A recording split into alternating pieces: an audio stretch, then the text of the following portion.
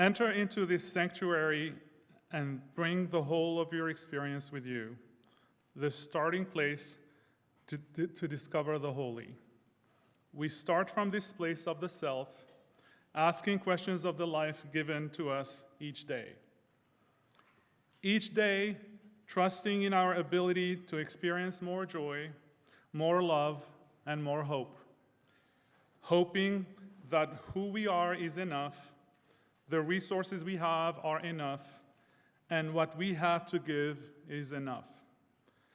Enter into this sanctuary and bring the whole of your experience with you.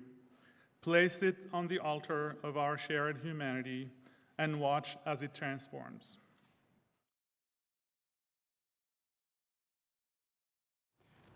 I am a single cell in a body of 8 billion cells. The body is humankind. I am a single cell. My needs are individual, but they are not unique. I am interlocked with other human beings in the consequences of our actions, thoughts, and feelings. I will work for human unity and human peace, for a moral order in harmony with the order of the universe. Together, we share the quest for a society of the whole, equal to our needs, a society in which we need not live beneath our moral capacity, and which justice has a life of its own. We are single cells in a body of 8 billion cells. The body is humankind. Our second and last reading is Sharing Immigrant Experiences in the Classroom by Benjamin Barbour. Benjamin is a high school history and government teacher in Fairview, Pennsylvania. This is what he says. Immigration remains one of the most contentious issues facing America. Social studies teachers need to bring the conversation about immigration to our students. Just a quote, I have teacher friends in Canada, and that's part of their curriculum regardless. Last year, my friend Ferki, who immigrated to the United States from Kosovo as a 16-year-old refugee, spoke to my class about his experience. Ferki is an Albanian Kosovar. He watched as the government of Slobodan Milosevic sought to destroy Kosovo's independence movement in the 1990s. Ferki and his family made the journey to Macedonia, and then they settled here in the United States in 1999. Despite initial obstacles, Ferki grew to love the US. He and the other refugees from the Balkans began to shed old identities and become Americans. Ferki emphasized to my students that, and this is important, liberty and pluralism are not natural elements of a society. They must be cultivated and protected. Creating a society in which people and opinions are universally respected, Ferki explained, demands that we talk to one another, meet our neighbors, get involved in our communities, and take an interest in the well-being of our institutions and ideals, because he had personally witnessed what happens when the rule of civil society erodes. His words carried extraordinary weight.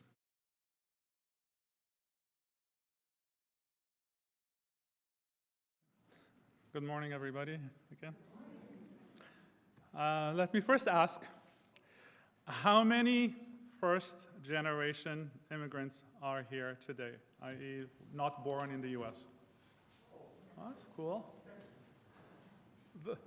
That's still less than the 10% national average. And how many second generation, i.e. their parents were born somewhere else?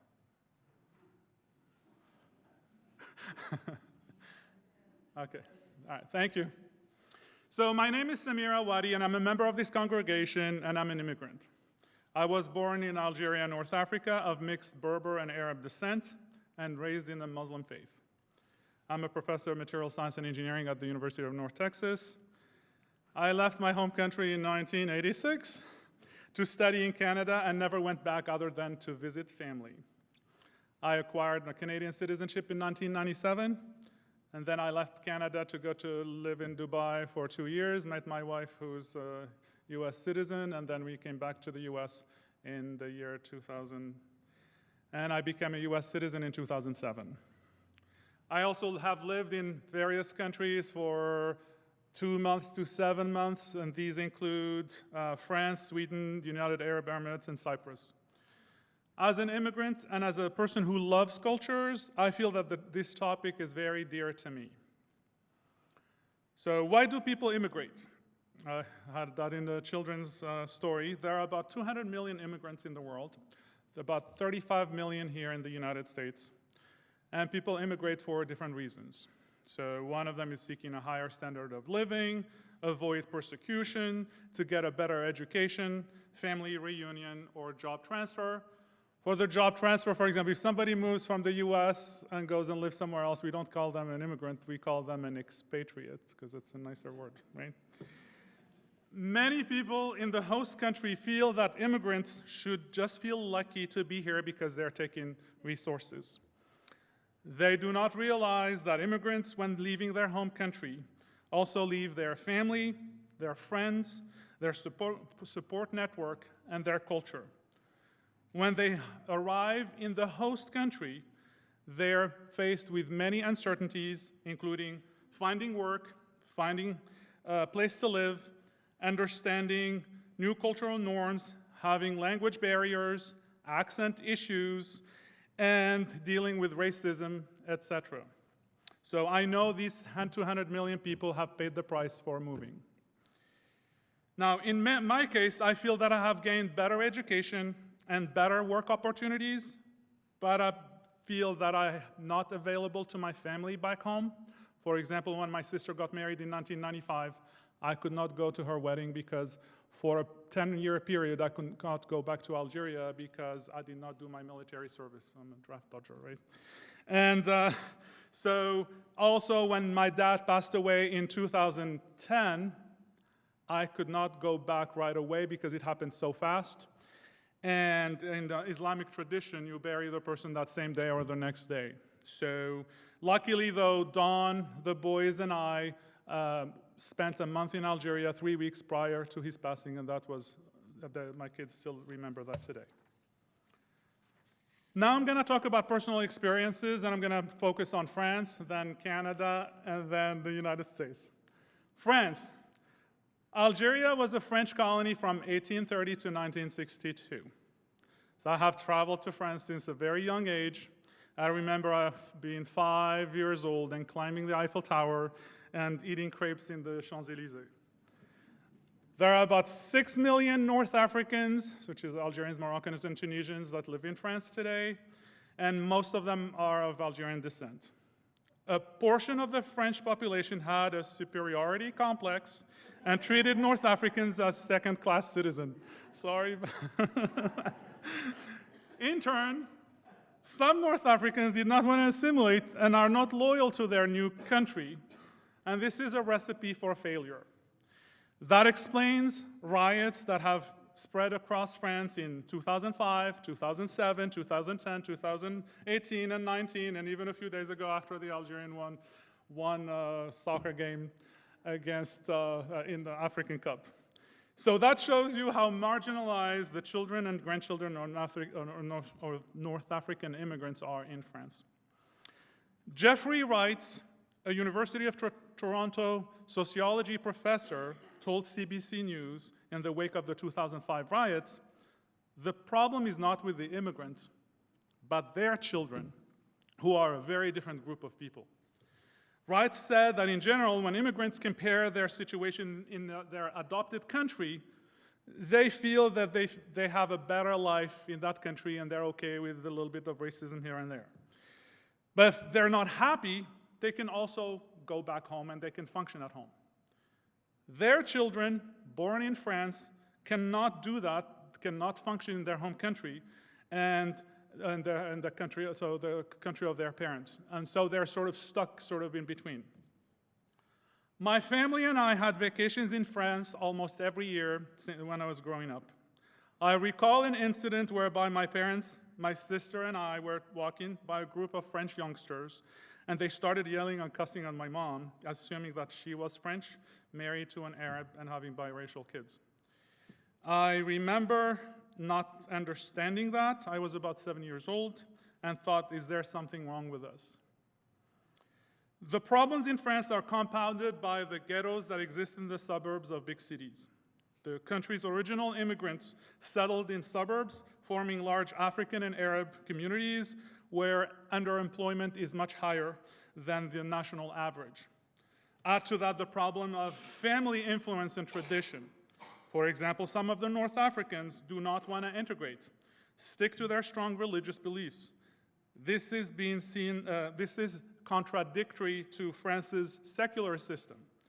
And there are, of course, many successful immigrants in France and children of immigrants. And I'm going to mention, as a soccer fan, I have to mention Zidane, who's a French soccer player of Algerian descent. He's one of the top 5 players that have ever played the game, ever. And he's considered a national hero in France. So the French national team that's made up of whites, Arabs, and blacks who are French citizens has helped teach us what tolerance and integration can do. They won the last World Cup in Russia. So, allez les Bleus. Now, what about Canada? Canada's immigration system differs from France's system in important ways. I've lived in Canada for 12 years and got my education there, which came with a wonderful bonus, a Canadian passport that allowed me to cross borders. With my Algerian passport, I could not go anywhere. So when I arrived in Ottawa, Canada in 1986, I had to deal with culture shock. I did not speak English. A few of the French Canadians did not want to speak to me in French since they thought this was their exclusive thing. The weather was depressingly cold.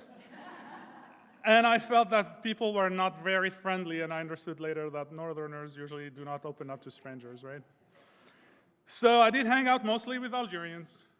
And once I started understanding or being better integrated, I moved to Vancouver, British Columbia in 1989 to pursue my PhD. And then my circle of friends expanded drastically and included Canadians and students from all over the world. And I felt home in Canada, I felt accepted, and I thought, and still strongly think today, it is the most tolerant country in the world. The United States. I moved to the US in the summer of 2000. I had a temporary job in Lincoln, Nebraska, and the culture there was very different from the cities that I've lived in Canada. Then, September the 11th came, a year later, and that was a nightmare for me. No one could mistake my middle name, Mohammed. I missed living in Canada, where I never felt like I was a foreigner, and started regretting moving to the US. To make things worse, the US government decided to interview, question, and fingerprint any non-US citizens of Arab Muslim descent, and because we were suspicious. So I had to go through that and had to deal with an agent that was plain nasty to me. And this is why I believe that what I hear in the news today about some of the border folks, they chose these jobs, I'm not saying all of them, but some of them, because they like having power over those who are disenfranchised. Dawn and I and our first son, Laith, moved to Southern Illinois in 2002, and we joined the Carbondale Unitarian Church there, which was the best decision ever. I worked as a professor at SIU, and I started working as a contractor for United States Air Force in Dayton, Ohio, in the summer months. I worked on a project to develop hypersonic airplanes and missiles, and these are planes that can reach anywhere in the world in 45 minutes to an hour. And I also worked on the F-35 fighter jet that is currently being produced in Fort Worth. I was really touched by that experience, since not many countries would allow a foreigner to work inside their military base. To my surprise, the Air Force project leaders were also immigrants and were born, which is very ironic, in countries that are not presumably friendly to the United States? Russia and Iran. Those are the two top guys working there. And however, the laws made by the judicious founding fathers of this country made it possible for individuals that pledge allegiance to the United States to have the same rights as anybody else, regardless of whether they're born here or not. Immigrants, in turn, gave more than 100% back to their new home, despite the racism they might encounter from time to time because of their accents, names, or looks. Have I personally encountered racism? Yes. For example, I was called the F word and the N word a few years ago in Cape Girardeau, Missouri, in front of my wife and kids. Jeremiah, one of my American students, told me one day that I had the advantage of being the underdog. I said, "What do you mean by that?" He said, "When a person in the US first meets you or hears your name, they feel uncomfortable." And I get that from time to time, often. However, as they get to know you, they discover that you are comfortable in this culture, that you're a good teacher, speaker, and you're personable, and any barriers usually evaporates after that. That is, of course, not the case for all immigrants. Some immigrants struggle to fit in, and we should give them a helping hand to help them feel more secure about their surroundings and more loyal to this country. People gave me a helping hand when I moved to Canada, and I want to do the same thing for other people that are moving here. So this attitude towards immigrants was always there. Even Benjamin Franklin, that some claim to be a Unitarian at heart, was very vocal against Germans and Jews. And this is what he says: "If they're not excluded from the United States by the Constitution, which within less than 100 years, they will stream into this country in such numbers that they will rule and destroy us." More than 2.5 centuries later, English is still the official language of the United States, and the Germans and Jews have not taken over this country. 2016 had a major impact on the way I personally view America.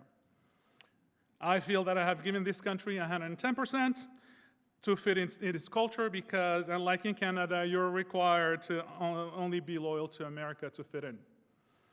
I gave up my own culture. I have not befriended a single Algerian in the 2 decades I have lived in this country. As a soccer fan, I recall watching a US national team play Algeria in the 2010 World Cup, and I was cheering for the United States. I went to a few US national team games here in Dallas and was sometimes upset with Mexicans or Colombians when they cheer for their national teams instead of cheering for the United States.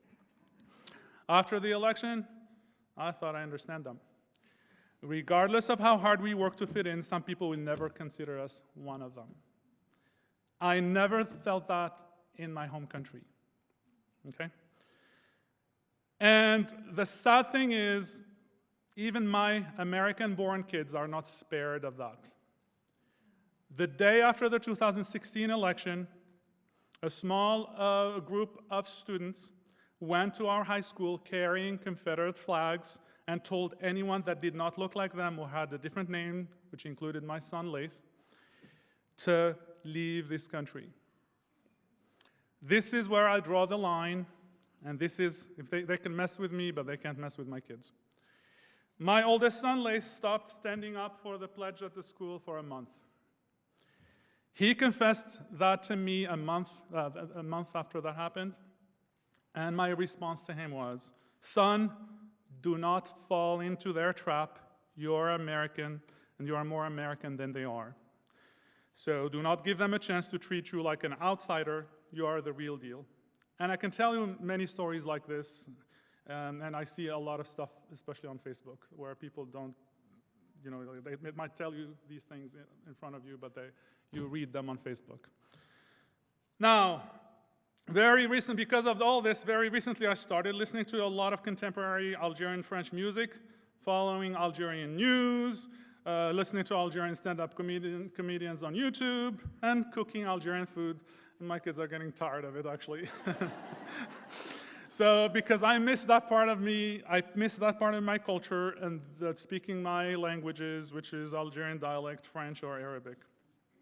Now, should America maintain, increase, or decrease its legal immigration? I don't want to talk about that because this is a matter of policy. And there are two camps that talk about this. So the yes camp, as in maintain/increase, they say they have 4 arguments. Argument number 1, some of the most intelligent and ambitious individuals bring their skills to America. Few countries provide the opportunities that the United States offers, so you can start your own business, you can be a movie star, you can publish books, be elected to office, etc. 2, it increases the diversity and the culture of this country. No country in the world other than Canada has this diversity of races, religions, languages, and that diversity is very enriching. 3, some of the immigrants also take the low-paying jobs. So I don't know a lot of Americans that would want to build roads or houses or clean or do hard manual work. And the last one, which people don't talk about, is there is 10% or 12% of us in the United States. We improve the overall image of America internationally. When we go overseas, we're going to say good things because we don't listen to the international media propaganda. So when I go back to Algeria, I talk to them about freedom of speech, freedom to worship, freedom to publish and assemble. I've always done that. And to give you an example of how important that is, one of my Facebook friends is a wife of the US ambassador in Algeria, and she does so much good stuff back there. And you should read the comments of her Algerian followers. They appreciate how she acknowledges their culture, how she organizes workshops for Algerian youth, and she cheers for the Algerian national team as well. And acknowledging somebody's culture or somebody's things that are different from yours is the most powerful thing one can do. Now, the arguments for the no camp, decrease or do not have any immigration there's 4 arguments. 1, more immigrants means more opportunity for terrorists, drug dealers, and other criminals to enter the country. 2, poorer immigrants consume a high amount of government resources. 3, national identity will disappear. And 4, less skilled Americans have fewer job opportunities because they have to compete with immigrants. Now, Unitarian views. This is going to be short. Unitarian Universalists have always worked hard for immigration justice. So UUs have organized and carried out actions in support of immigrant rights and family reunion through the Standing on the Side of Love campaign. So that's very clear. Now, my views, and I wasn't sure how to conclude today's talk. I've had a hard time with that. So I felt I wanted to be honest and speak from the heart. The eureka moment came last week as I was talking to my youngest son, Rakan, who's 12 years old. I asked him, what story should I tell the kids at church this Sunday? And he said, tell them the story of a Mexican immigrant who came to the border and was treated unfairly. I know that's not the story I said today, sorry. And so then I asked him, do you think I'm treated unfairly as an immigrant? And his answer was priceless. He says, Dad, you're fine, you have a PhD. Dad, you're fine, you have a PhD. So this brings me to the idea of privilege. Rakan sees my areas of privilege, my education and my socioeconomic privilege. He notices how well treated and respected I am in my bubble at UNT and by my friends. Another privilege is the fact that I'm a heterosexual male. So there is no question in my mind that my standard of living is better in the West than it would have been back home. And I'm very grateful for this country for allowing me to do that. Having said that, I'm also an immigrant from a Muslim country. Regardless whether I'm a Unitarian, I'm still labeled as a Muslim. That I have an accent, an olive complexion, an unusual name. So these are areas of marginalization and exclusion, and more importantly, of unconscious bias by many Americans, which is including stereotypes and or a complete dismissal of these things that make you who you are. Many Americans also feel discriminated against, so it's not just the immigrants. Anytime you have areas of marginalization, and then you're discriminated against, and that could be based on gender, sexual orientation, disability, age, social class. Hence, immigrants are not the only ones feeling this bias. All of us do feel this bias. So the sad thing is America is going in the wrong direction. Are we ensuring life, liberty, and the pursuit of happiness for all people of the United States, regardless of who we are? No, I feel that today we mourn that lost promise of these ideals. My recipe for my happiness moving forward are 4 things. 1, I surround myself with people that are open-minded. I have amazing friends who provide me and my family with support and make us feel blessed every day. And I want to say thank you. 2, I will acknowledge anyone who feels marginalized and will not be silently complicit to any type of discrimination. That's why I've been to lots of marches since 2016. 3, I try to be more aware of my own unconscious biases, and I do have my own unconscious biases too. And I need to acknowledge those, and it's hard to do that.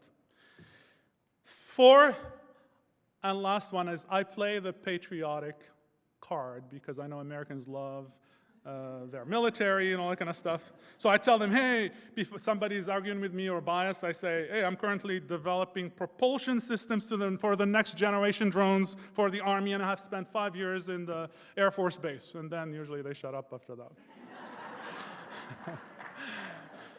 So to conclude, I believe that most immigrants in the US have contributed to making America prosperous, and that the success of immigration may be achieved when the host country treats immigrants with respect and provides them with equal opportunities. Canada is an excellent example of that. I also believe that immigrants need to make an effort to be integrated. And as in my previous reading, Furky said, liberty and pluralism are not natural elements of society. They must be cultivated and protected. Thank you.